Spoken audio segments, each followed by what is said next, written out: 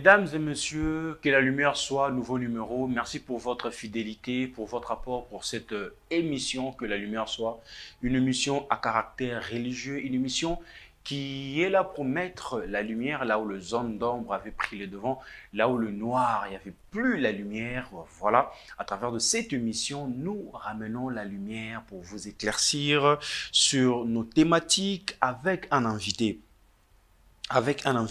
sur ces plateaux. Il nous vient tellement de loin, alors des très très loin. C'est pasteur Alain Ikadi Aeki. On aura à parler sur la thématique la croissance numérique de l'Église à l'Occident. Avec mon invité, je dis déjà bonsoir pasteur. Bonsoir, James.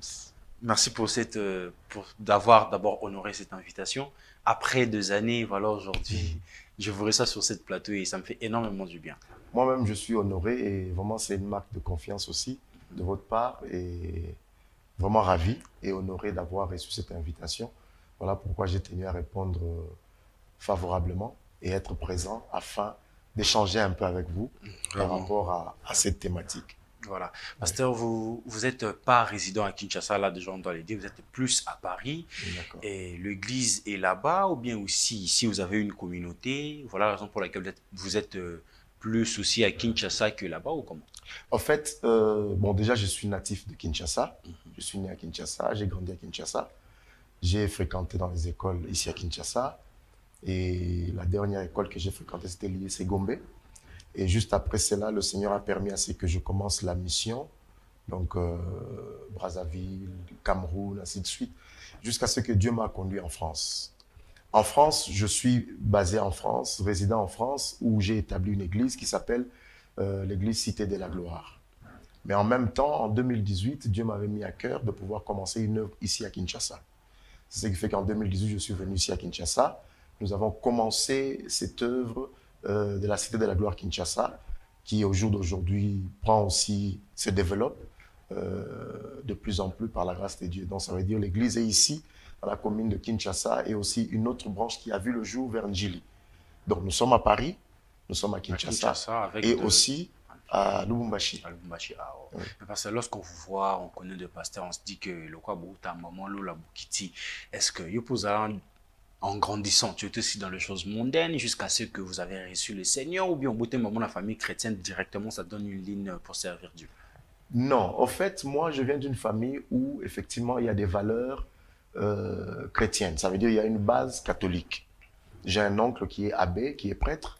Ma mère est une fervente engagée dans la foi chrétienne. Mon père l'est devenu après.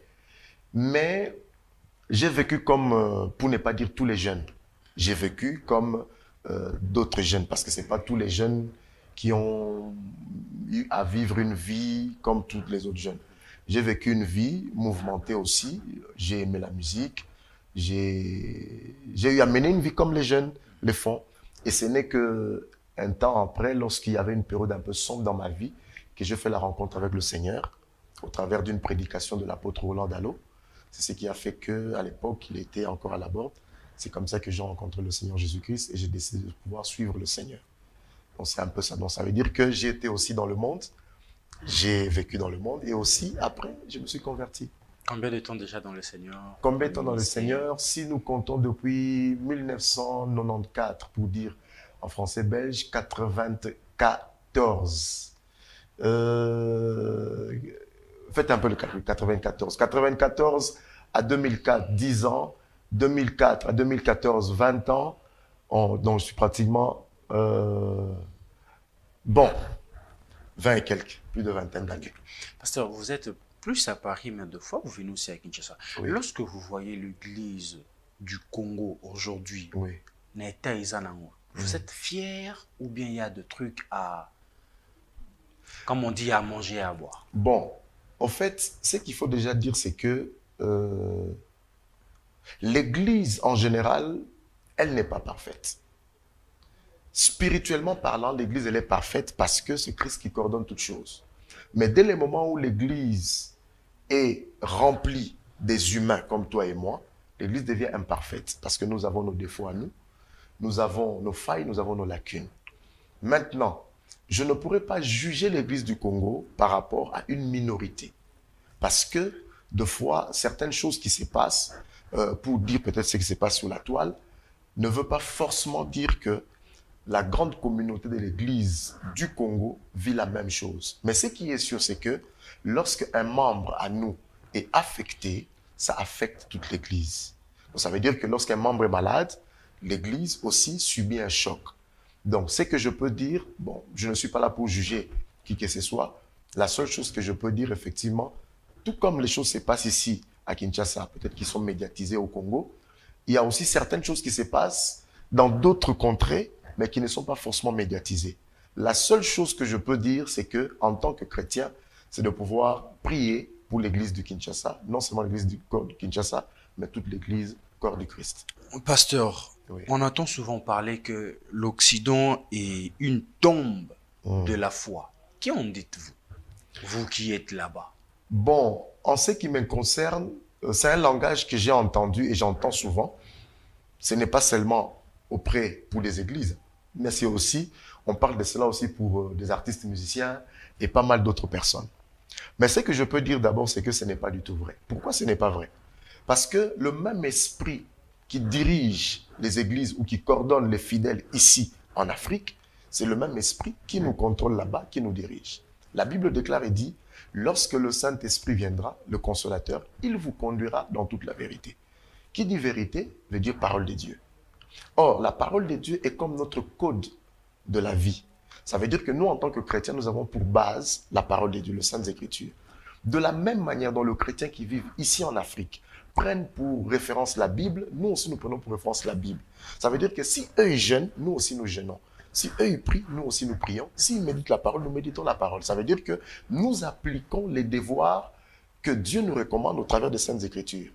Alors je ne vois pas pourquoi, en tant que chrétien, si je me mets à appliquer les principes ou les devoirs du chrétien, je vais mourir spirituellement. Dès le moment où j'applique le principe de la parole de Dieu, automatiquement, l'Esprit de Dieu va répandre la vie en moi. Donc, je ne suis pas du tout d'accord concernant cette théorie qui dit l'Europe est un cimetière ou une tombe pour les chrétiens. Je suis la preuve. Je suis en Europe depuis 2002. Je suis la preuve que l'Europe n'est pas une tombe pour soit les églises ou les chrétiens. Vous avez dit c'est le même esprit qui est là-bas, c'est le même esprit qui est ici, donc dans le corps du Christ. Mais pourquoi le même prédication qu'on prêche ici, quand on ramène là-bas, le même prédication qu'on prêche ici, c'est pas la même prédication qu'on prêche là-bas. Ici, on peut vous prêcher qu'il faut pas, il faut voyager, mais quand on part là-bas, c'est pas la même chose. Les années n'est pas aussi longtemps qu'ils ont le même esprit. En fait, tout est question de culture. La culture, je vais donner juste un exemple terre à terre. Moi, j'ai un programme que j'appelle Hôtel de prière. Ces programmes m'amènent à pouvoir apporter un message pour amener le peuple de Dieu à élever une plateforme de prière. Ça veut dire que permettre à Dieu d'intervenir dans leur vie. Mais vous allez remarquer que le message que je vais prêcher lorsque je suis en Europe va être différent du message que je vais prêcher lorsque je suis ici. Pourquoi? Tout est question de la culture. Tout est question de l'environnement. Des choses qui sont vécues ici au Congo ne sont pas les mêmes réalités que nous avons de l'autre côté. Donc, je suis appelé à adapter mon message en fonction du contexte, en fonction de la culture, en fonction de la vie que des personnes mènent tout le jour dans leur quotidien. Donc, c'est pour ça qui fait qu'il peut y avoir cette différence-là. Mais c'est le même esprit et c'est le même esprit. Mais après, ici en Afrique, nous avons des églises qui réunissent plus de 1000 membres, des 1000 membres. Mais aussi longtemps là-bas, ce n'est pas le cas. C'est quoi le vrai problème? Par là, vous parlez des méga-churches. Oui, effectivement, en ce qui concerne les méga-churches, pour citer les méga-churches, en Europe, il y a aussi des méga-churches. Bon, on ne peut pas forcément comparer avec l'engouement qu'on retrouve ici en Afrique, mais je peux citer déjà deux personnes comme le pasteur Sander Deladja, qui a une église en Ukraine, et une méga church qui est remplie énormément de blancs. Mais c'est un Africain, Nigérien. Je ne sais pas si en République démocratique du Congo, à moins que je me trompe, je ne sais pas s'il y a une église en République démocratique du Congo qui réunit en un seul culte le nombre d'âmes que cet homme, ces prédicateurs réunissent en un seul culte. Si je vois un homme comme Mathieu Ashimolo de Kaïsisi, qui a aussi une méga church, on peut dire effectivement, en Europe, il y a aussi des grandes églises. Mais en Afrique, il y en a pas mal. Parce que, comment je peux expliquer cela? Là, non seulement la culture, pas forcément la culture, mais le taux de vie ici est un peu différent aussi de l'Europe. C'est ce qui fait que beaucoup peut-être vont prier parce qu'ils veulent voir Dieu intervenir dans leur vie par rapport à la nourriture. D'autres vont vouloir Dieu intervenir par rapport à une situation dans leur vie. Par contre, ce qui est différent peut-être en Europe. Mais ce qui est sûr, c'est qu'en Europe aussi, il y a des méga-churches. Bon, en Afrique, il y en a vraiment énormément, beaucoup, ça on les reconnaît. Et l'engouement qu'il y a ici en Afrique est différent par rapport à nos églises qui sont en Europe. Mais plus de gens que vous avez cités, ce sont plus de personnes, disons, nigériens et tout. Mais pourquoi un Congolais n'arrive pas à avoir un méga church En ce qui concerne la croissance numérique, cela ne dépend pas d'une stratégie. Cela dépend de Dieu. C'est Dieu, nous arrosons. Dieu permet à ce que l'œuvre puisse croître.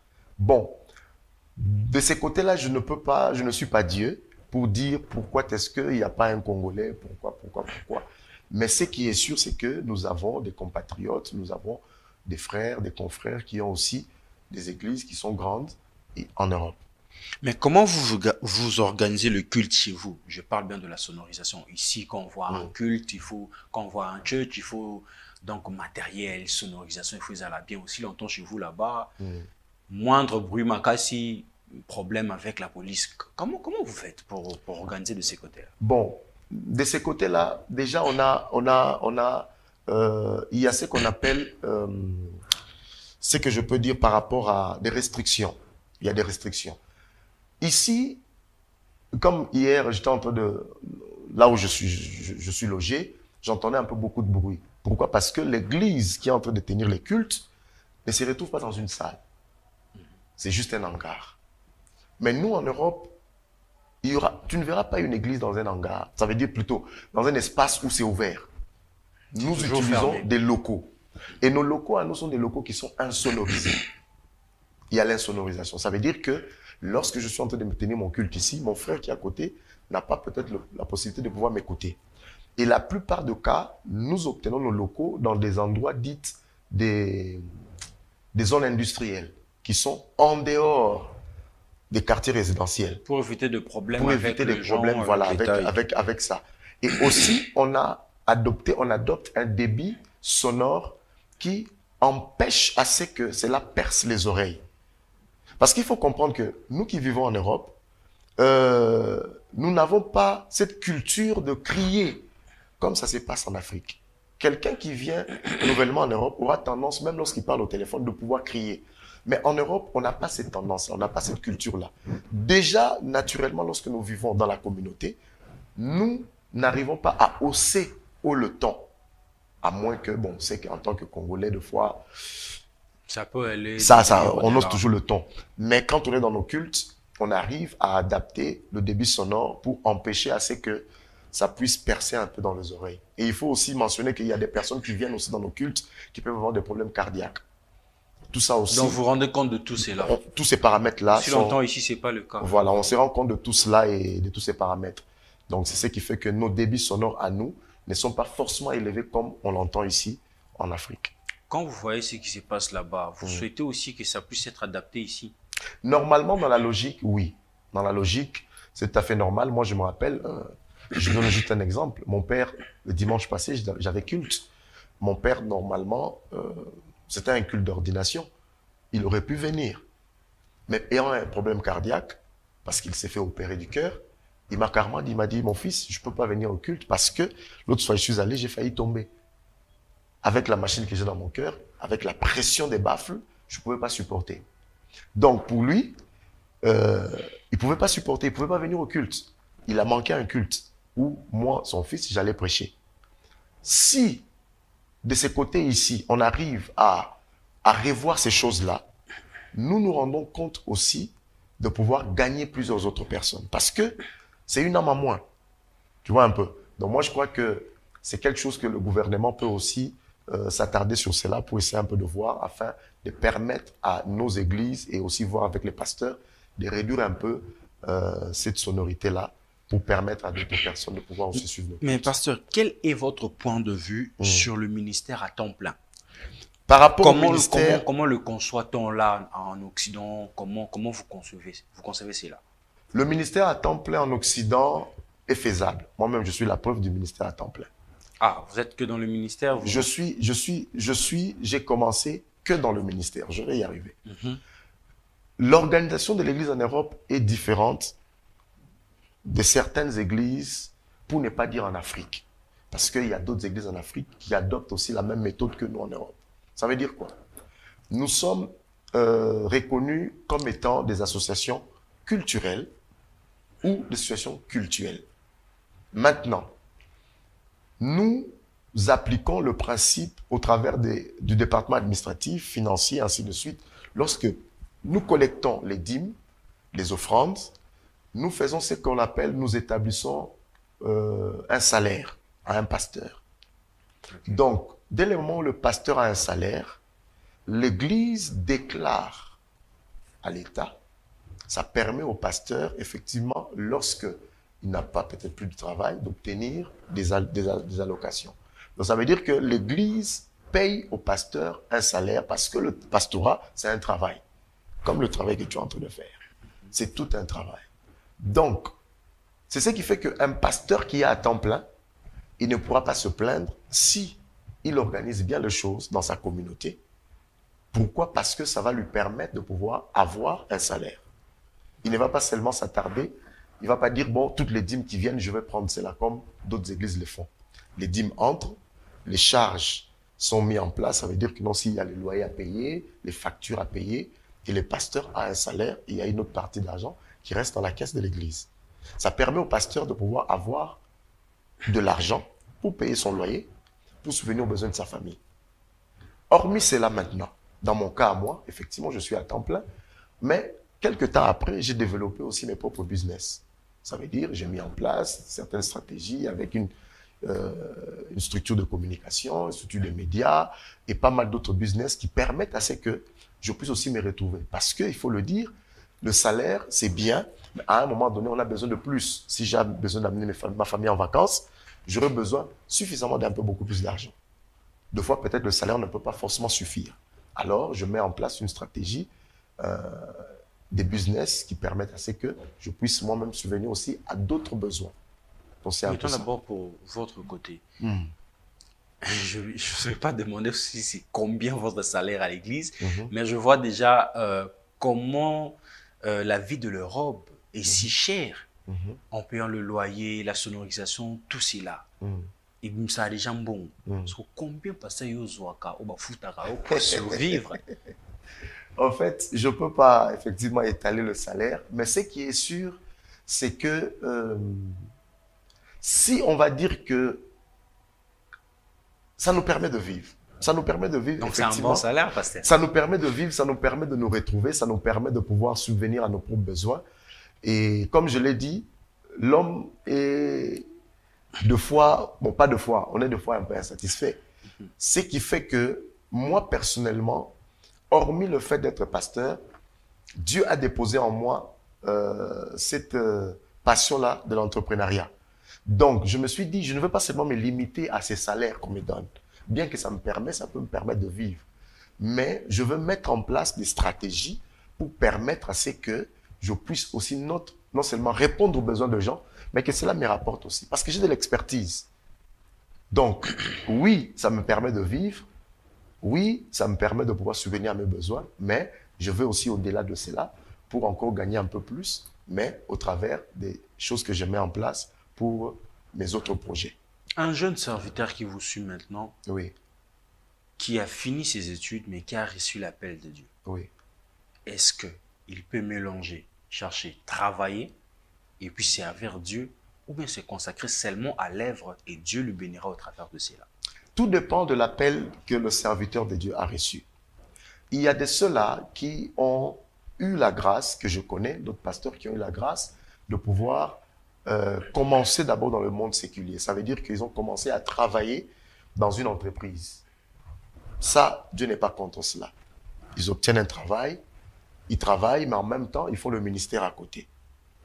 Quelques années après, Dieu, vu l'ampleur de la charge, va leur demander de pouvoir arrêter le travail séculier pour se consacrer ou se concentrer à l'œuvre. Mais tout comme aussi, il y a d'autres à qui Dieu leur donne une recommandation spécifique de se concentrer que sur le ministère. Tout dépend de l'appel, tout dépend du message que le jeune serviteur a reçu. Mais si il peut trouver du travail et qu'il trouve qu'il peut trouver du travail, j'encourage aussi de trouver du travail. Mais s'il n'a pas cette possibilité-là, je vais l'encourager de pouvoir faire en sorte de mettre en place une structure ou mettre en place un business qui va lui permettre de pouvoir, pourquoi pas, subvenir à ce propre besoin que d'attendre seulement de pouvoir obtenir les dîmes, les offrandes qui viennent de la part des fidèles. Et c'est donc qui vivent seulement sur les dîmes. Prenons le cas pour la République démocratique du Congo. Quand on est appelé, on laisse tout. L'automonane, l'autom. Bon. Vivre au travers de prophéties, que nous sommes là pour notre famille, il y a quelque chose qui va sortir et la vie reste focus seulement sur cela. Ce que je peux d'abord dire, c'est que un véritable appelé de Dieu ne sert pas Dieu d'abord pour de l'argent. Il sert Dieu parce qu'il répond à un appel. Il veut répondre à un appel qui émane de son Créateur. Mais la Bible dit, tout ouvrier mérite son salaire. Tu ne peux pas travailler sans pour autant avoir un salaire. Et il dit dans sa parole, il a ordonné à ceux qui prêchent l'évangile de vivre de l'évangile. Pour dire, ce n'est pas du tout mauvais qu'un prédicateur vive de l'évangile, parce que c'est un travail. Mais simplement, le conseil qu'on donne, ce n'est pas abuser de cela. Je ne veux pas falsifier une prophétie ou fabriquer une prophétie là où il n'y en a pas, pour venir vers mon frère Bems, pour te soutirer de l'argent. Là, c'est que je n'honore pas déjà Dieu, je tombe dans le mensonge. Et cela n'honore pas l'Éternel. Mais Dieu a ordonné à ceux qui prêchent l'évangile de vivre de cet évangile-là. Mais maintenant, tout dépend de comment est-ce que la personne s'organise ou comment est-ce que l'Église organise pour permettre à son pasteur de pouvoir vivre. Bon, je trouve un peu mal du fait de pouvoir, je donne un exemple, tu as une église de 100 personnes, tu obtiens 80 personnes donnent les dîmes à $100, 100 $, 100 $, tu as peut-être $8,000. Le loyer pour payer, peut-être c'est $1,000, $7,000 qui restent, tu prends les $7,000, tu mets dans ta poche. Ça, de ce côté-là, je trouve que ce n'est pas du tout bien. Je crois qu'il faudrait qu'il y ait en place dans des églises, qu'il y ait des départements qui gèrent l'église et que l'église fonctionne comme une entreprise.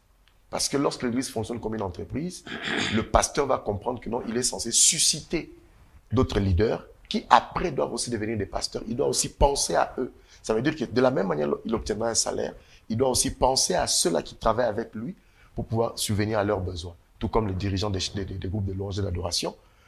Ce sont des personnes aussi qui font un très grand travail, qui peuvent aussi être rémunérés dans une église.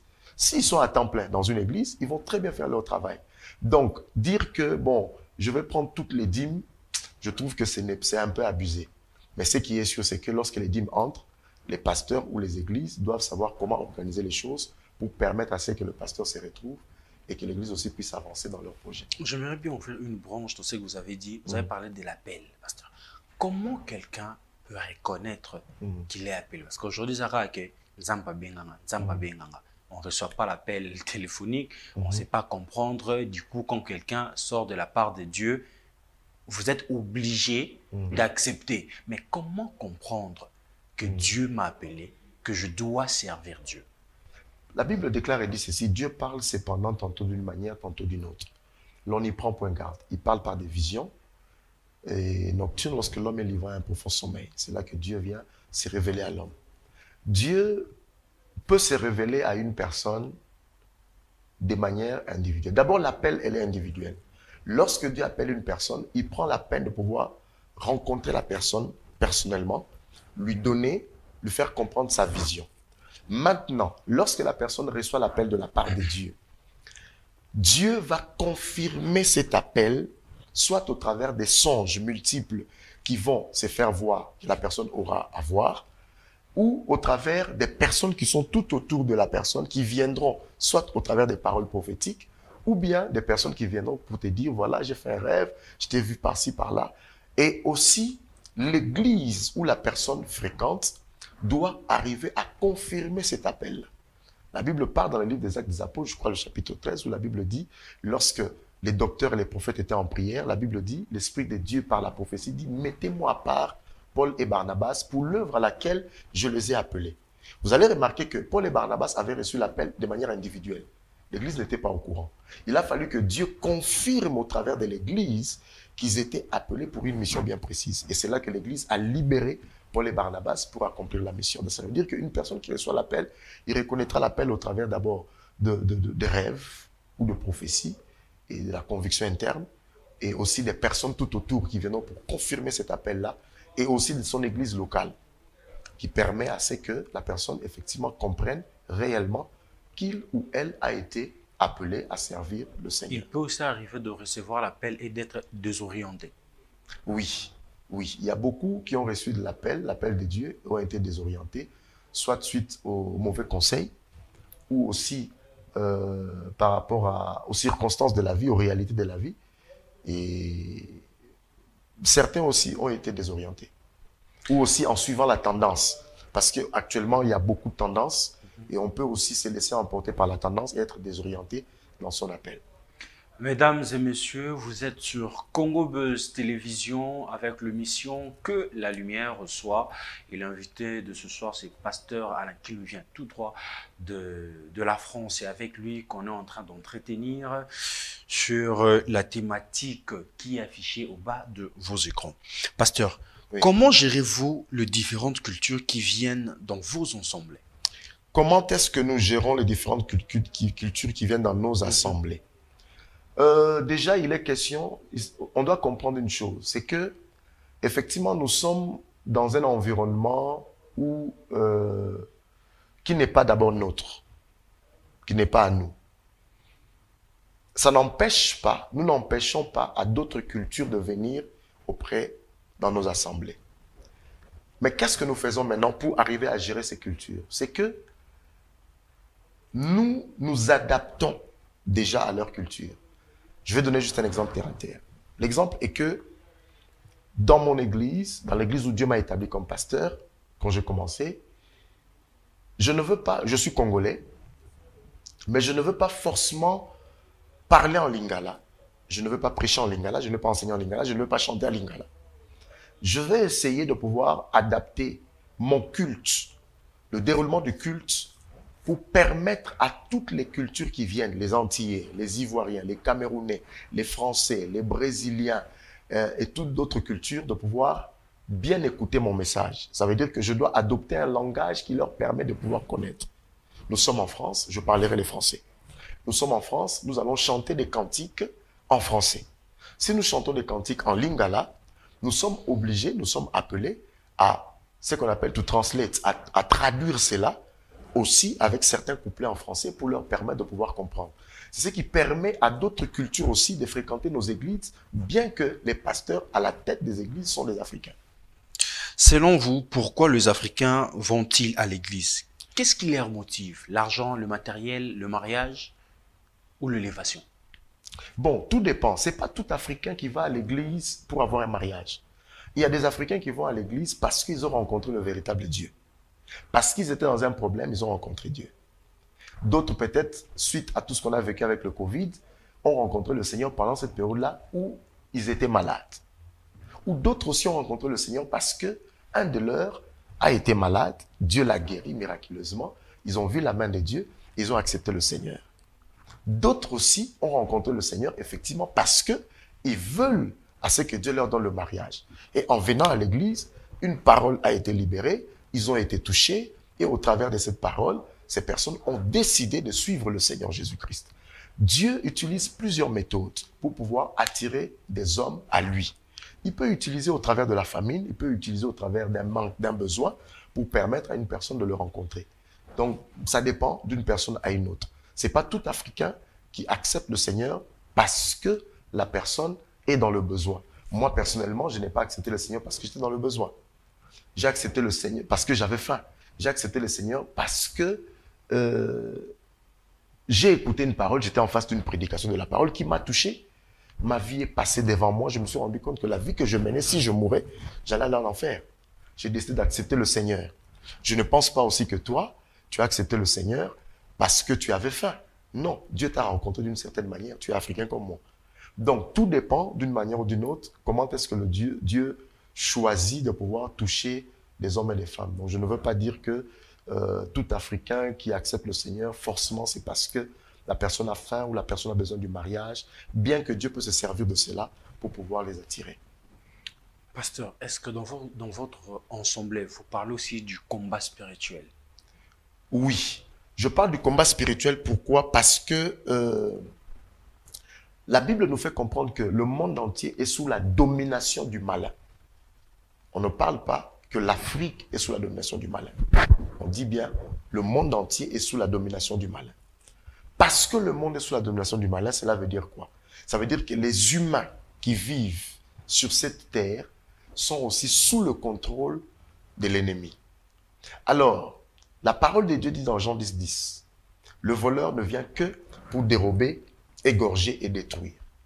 Si il opère ici en Afrique, il opère aussi en Europe. La preuve, on va se rendre compte que la façon d'opérer, c'est... Il n'y a pas une différence. Il y a une différence aussi par rapport à des lois, à des liens, à des cultures, parce que nous, ici, on a ce qu'on appelle les bokoko. Les pratiques ancestrales qui ont été établies par nos ancêtres sont différentes des pratiques ancestrales établies en Europe. Mais ce qui est sur le combat spirituel, nous le prêchons aussi en Europe. Moi, avec mon programme que je fais Hôtel de prière, ça permet aussi à ce que nous puissions amener le peuple à comprendre l'œuvre que Christ a accomplie à la croix et de leur amener à comprendre que le diable agit dans leur vie de manière illégale. On l'enseigne aussi en Europe, pas que pour les Africains, même pour les Blancs, même pour toutes les autres cultures. On enseigne le combat spirituel. Parce que quand on parle de combat spirituel, de lien et tout, fortement, les Européens ne croient pas à ça. Ils ne croient pas à cela, mais les faits et les réalités sur le terrain nous font voir qu'ils sont aussi liés. Parce que tu vas peut-être étonné de voir que tu imposes la main à un blanc, et il se retrouve par terre et un esprit parle au-dedans de lui. Pour ne pas citer d'autres pratiques, mais nous, en Afrique, on n'avait pas connu l'occultisme. On n'avait pas connu d'autres pratiques. Hormis ce que nous, on avait comme Bokoko. Hormis tout ce que nous avions comme Bokoko. On n'avait pas connu d'autres pratiques pour ne pas citer quoi que ce soit. Mais au jour d'aujourd'hui, on se rend compte que non, ces pratiques sont aussi en Afrique, sont partout ailleurs. Chaque continent a sa manière de fonctionner qui n'est pas forcément liée aux choses de Dieu. Ça veut dire que chaque continent a sa spiritualité. Voilà le mot. Et qui dit spiritualité, qui n'est pas forcément une spiritualité qui émane de Dieu, ça veut dire que c'est une spiritualité qui est automatiquement attachée à l'ennemi. À toute personne qui entre dans cette spiritualité-là, qui n'est pas attachée à la spiritualité de Dieu, se retrouve automatiquement sous la domination de l'ennemi. Et cela nécessite un enseignement approprié sur le combat spirituel, ou un enseignement qui permet à ceux qu'ils comprennent que Jésus est mort à la croix pour lui et qu'il l'a libéré, il a effacé l'acte dont les ordonnances le condamnaient et qui subsistait contre lui. Il l'a détruit en le clouant à la croix. Et c'est là où maintenant le combat spirituel entre en jeu et permet à ce que même les Blancs, même les Africains qui vivent en Europe ont besoin de la délivrance. Restons seulement sur cette optique-là, oui. Pasteur. Aujourd'hui, voir ce qui se passe en Europe. Au banc, tout mon église, c'est ça en danger parce que l'antichrist commence plus à s'élever de ces côtés-là. Bon, on n'est pas appelé à fuir ces réalités parce que ce sont des choses qui sont bibliques. On risque pas de vous coincer tout. Parce que la prophétie, elle est biblique, on ne peut pas échapper à la prophétie. Donc, la persécution, si elle arrive, on n'a pas d'autre choix. On va subir cette persécution. Mais ce qui est sûr, c'est que nous continuons à prier, nous continuons à fonctionner et nous croyons que le Seigneur Jésus-Christ est celui qui nous garde et qui nous gardera encore pour permettre à ce que nous puissions encore rester un peu longtemps, apporter la bonne nouvelle parce qu'il y a encore plusieurs âmes qui ont besoin de Christ du côté de l'Europe. Là où vous êtes précisément à France, le président l'année passée a dit que la bête est déjà là et elle arrive. Qu'est-ce que vous en dites, pasteur? La bête est déjà là, elle arrive, comme je l'ai dit tout à l'heure. On ne peut rien faire, c'est la prophétie. Ça fait peur, mais en tant que chrétien, comme tout est mentionné dans les Saintes Écritures, on ne peut que comprendre qu'effectivement, Christ est à la porte. Ça prouve que Jésus-Christ est à la porte. Et c'est là où maintenant, nous, en tant qu'Église, nous devons accélérer la notion de l'évangélisation. Voilà pourquoi j'aime toujours dire l'Évangile par les moyens des ondes et des médias. En tant qu'Église, on n'a pas forcément la possibilité d'aller faire appel ou aller dans des maisons de ces personnes, mais on peut au moins entrer dans leurs maisons au travers des ondes, au travers des médias. C'est pour cela l'Église, en ces temps de la fin, où même lorsqu'on dit que la bête est à la porte, nous devons aussi continuer à accélérer l'évangélisation sous d'autres formes pour permettre à un grand nombre de rencontrer le Seigneur. La bête est à la porte. Pendant toute cette période, pendant tous ces temps, pendant cette génération, Oui. est-ce que devons-nous prêcher l'élévation, la bénédiction, ou bien nous devons prêcher le retour du Christ qui doit être à la base de le fondement de l'Église? En fait, effectivement, on ne va pas forcément, on ne va pas que prêcher le retour de Jésus-Christ. Parce que s'il faut prêcher du 1er janvier jusqu'au 31 décembre le retour de Jésus-Christ, nous avons, il faut le dire, dans les églises, les gens qui viennent, tout comme dans la vie, les gens naissent. Au moment où nous sommes en train de parler, il y a des personnes à la maternité qui mettent au monde. Tout comme aussi spirituellement, il y a des âmes qui viennent au monde, qui naissent. Alors, je trouve mal à une âme qui vient de rencontrer le Seigneur Jésus maintenant, de l'enseigner automatiquement le retour de Jésus-Christ. On doit lui donner les rudiments de la parole de Dieu. La foi chrétienne, le discipulat, la foi chrétienne, permettent à ce qu'on puisse bâtir sa foi chrétienne. Bien que nous n'allons pas exclure le message du retour de Jésus-Christ. Tu comprends un peu? Donc par là, je crois que le retour de Jésus-Christ doit être prêché, mais nous ne devons pas exclure aussi d'autres messages. Parce qu'il y a des personnes qui ont besoin d'entendre ces messages de la délévation. Il y a des personnes qui ont besoin d'entendre ces messages de la bénédiction, même s'ils sont en Europe ou même s'ils sont en Afrique. Il y a des personnes qui ont besoin d'entendre ces messages de la guérison divine. Il y a des personnes qui ont besoin d'entendre ces messages. Mais nous n'allons pas exclure le message du retour de Jésus-Christ. Donc tous ces messages-là, même en ces temps de la fin, c'est toujours d'actualité et toujours important. Nous sommes déjà presque à la fin, pasteur. La prophétie est toujours au rendez-vous. Comment reconnaître un vrai serviteur de Dieu?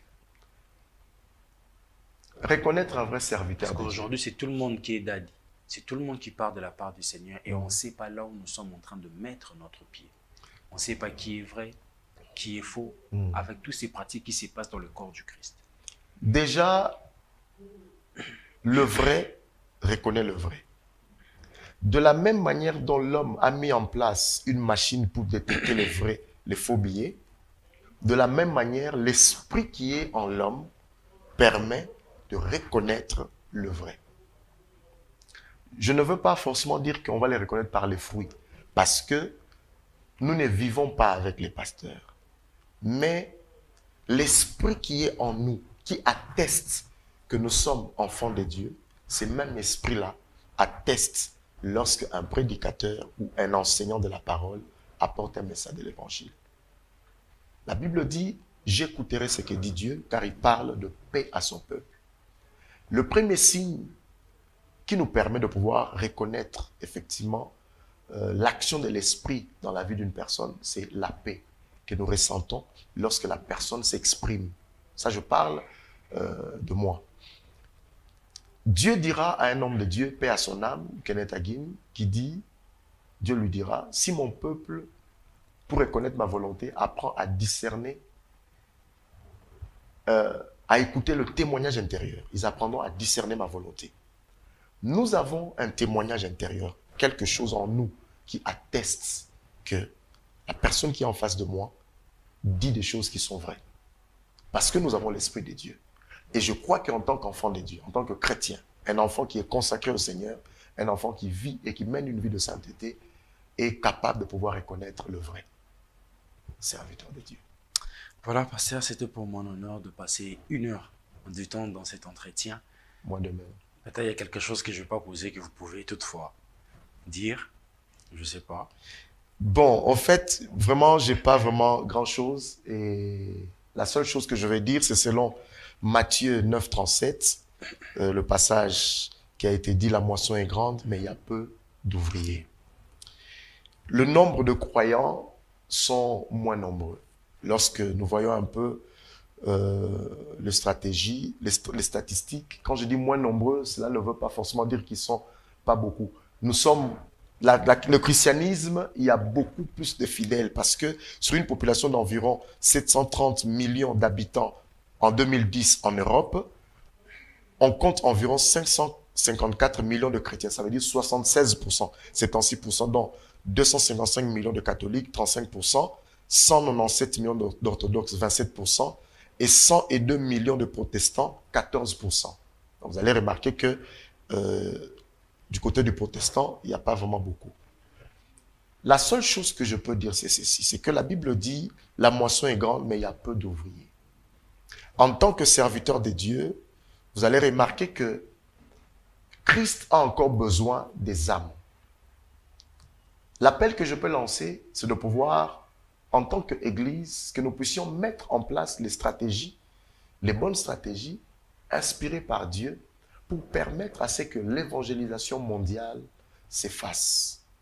Il y a des personnes qui crient, il y a des âmes qui pleurent, dont les cris montent du fond de leur cœur qui dit « Nous voudrions voir Jésus ».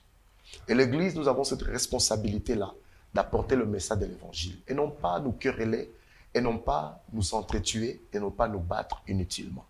Lèvons-nous comme un seul homme avec la bonne nouvelle du royaume pour prêcher la bonne nouvelle, gagner des âmes, faire des disciples, bâtir des leaders qui à leur tour iront pour apporter le message de l'Évangile afin qu'un grand nombre vienne à Christ.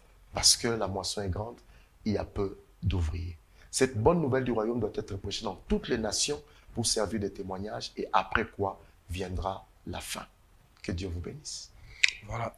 Merci, pasteur. Merci à Je crois que ça ne serait pas la première ou encore la dernière fois. À chaque fois que vous êtes à Kinshasa, on aura toujours à faire cet entretien.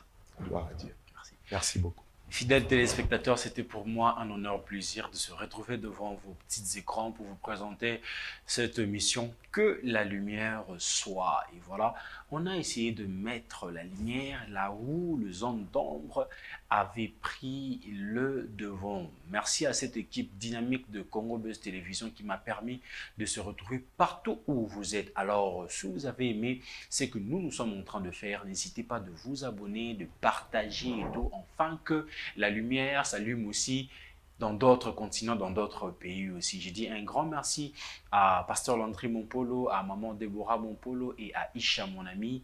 Voilà, merci pour vos soutiens, vos prières, vos apports. Que Dieu vous bénisse, que Dieu nous bénisse et on se retrouve à un prochain numéro. Quant à moi, je vous dis déjà, bonne suite de continuité sur nos antennes.